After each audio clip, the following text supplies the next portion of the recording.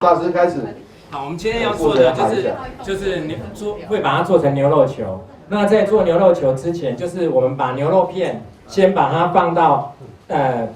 这个保鲜膜上面。台南市长黄伟綽请到台南市北卫生群，甲米其林绿星总铺师简天才斗阵料理乌龙茶牛肉汤，还有二选米其林指南餐厅阿春牛肉汤现汤现吃，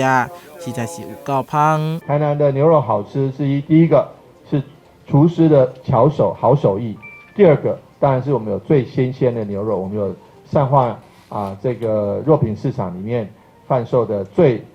当日现宰最新鲜的牛肉哈，所以说能够长保我们牛肉，不管怎么样烹调都是最好吃。为着让更较侪人试食国产牛肉，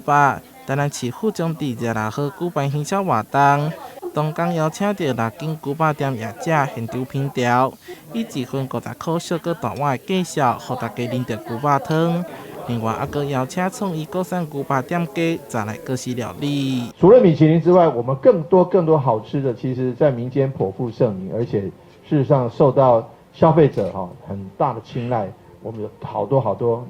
牛肉的烹调方式，包括牛肉汤啦，还有包括刚刚讲牛肉挂包啦，还有种种的这个